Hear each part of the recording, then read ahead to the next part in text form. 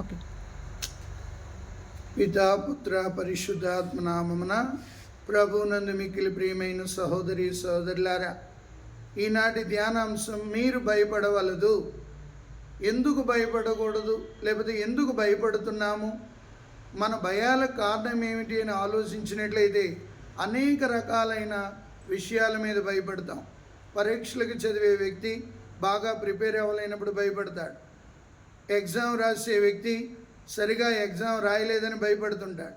ఇలాంటి సమస్యలు అనేకం ఉన్న సమయంలో ఈనాడు ప్రభు ఇచ్చే వాగ్దానం 1 పేతురు 5వ అధ్యాయము 7వ వచనంలో, ఆయన మేము గూర్చి శ్రద్ధ వహించును, కావున మీ విచారములన్నీ ఆయనపై మోపుడు. ఎప్పుడైతే ప్రభు మీద నీకు దృఢమైన విశ్వాసం ఉందో, ఎప్పుడైతే ప్రభుని నీవు అనుసరించగలుగుతున్నావో, ఎప్పుడైతే ప్రభుని నువ్వు ప్రేమించగలుగుతున్నావో నీవు భయపడవలసిన పని లేదు.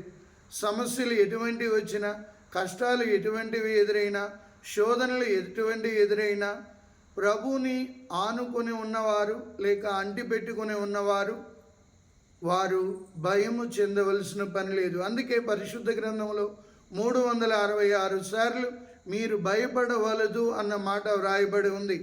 సంవత్సరానికి 365 రోజులు, అంటే ప్రతిరోజు ప్రభు నీకు నాకు ఇచ్చే వాగ్దానం మీరు భయపడవద్దు, మీరు భయపడవద్దు అనే వాగ్దానాన్ని మనం దృఢంగా ఆ వాగ్దానాన్ని మనం నమ్ముకున్నట్లయితే మన అనుదిన జీవితంలో సమస్యలు ఎదురైనా, శోధనలు ఎదురైనా, కష్టాలు ఎదురైనా నా ప్రభు నాకు తోడుగా ఉండగా నాకు దిగులెందుకు, లేక నాకు భయం ఎందుకు?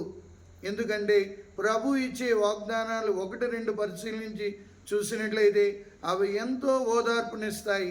అవి ఏమనగా కీర్తన 37:5లో, ప్రభు మీదనే భారము వేయము, నీవు అతన్ని విశ్వసించినచో అతడు నీ కార్యములను నెరవేర్చును. ఎప్పుడైతే ప్రభు మీద భారం వేస్తున్నామో మనం భయపడవలసిన పని లేదు. తల్లి దగ్గర ఉన్న బిడ్డ భయపడడు. తల్లి ఆదరణలో ఉన్న బిడ్డ హాయిగా ఆనందంగా గెంతుతూ నవ్వుతూ తుళ్ళుతూ ఉంటాడు. ఎందుకంటే అన్నీ మా అమ్మే చూసుకుంటుందని. ఆ చిన్నారి బిడ్డకు ఎటువంటి తల్లి మీద విశ్వాసం ఉందో, ఆ తల్లి మీద నమ్మకం ఉందో, మనం కూడా ఒక క్రైస్తవుడిగా క్రైస్తవురాలిగా ప్రభు మీద దృఢంగా ఆనుకొని ఉన్నప్పుడు, ప్రభుని మనం దృఢంగా విశ్వసించినప్పుడు దేనికి భయపడవలసిన పని లేదు. అందుకే కీర్తన 23:1లో చెప్తాడు, ప్రభువే నాకు కాపరి, ఇక ఏ కొదయో లేదు. అవును, ఆ కాపరి కాపుదలలో ఉన్నవాడు భయపడవలసిన పని లేదు. మందలో ఉన్న గొర్రె భయపడదు. ఎందుకంటే మందను కాచే కాపరి ఆ గొర్రెకి ఏ అపాయం రాకుండా చూసుకుంటాడు. కాబట్టి ఆ గొర్రె నిశ్చింతగా ఉంటుంది. మనము దేవుని బిడ్డలమైన మనం ప్రభు మీద ఎప్పుడైతే ఆధారపడుతున్నామో, ప్రభుని ఎప్పుడైతే ప్రేమిస్తున్నామో మనము దిగులు చెందవలసిన పని లేదు, భయపడవలసిన పని లేదు. అందుకే మత్తయి శుభవార్త 7వ అధ్యాయంలో, నా బోధనను ఆలకించి పాటించు ప్రతివాడు రాతి పునాది మీద ఇంటిని కట్టిన బుద్ధిమంతుని పోలి ఉన్నాడు. జడివానలు కురిసి పెనుగాలులు వీచి వరదలు వెల్లువలై పారిన ఆ ఇంటికి అపాయము కలగదు. అవును ప్రియులారా, ప్రభు మీద ఆధారపడినప్పుడు, ఆ ప్రభుని విశ్వసించినప్పుడు, ఆ ప్రభుని మన హృదయంలో ఉంచుకోగలిగినప్పుడు, 1 పేతురు 3వ అధ్యాయం 15వ వచనంలో, మీ హృదయములందు ప్రభుని ప్రతిష్ఠించుకొనండి. ఏ క్రైస్తవుడైతే, ఏ విశ్వాసి అయితే ఆ ప్రభుని తన హృదయములో ప్రతిష్ఠించుకోవడం మొదలు పెడతాడో ఆయన నిశ్చింతగా ఉండగలుగుతాడు, ప్రశాంతంగా జీవించగలుగుతాడు, భయము నుండి విముక్తుడవుతాడు. ఇదే మనం నేర్చుకోవలసిన సత్యం.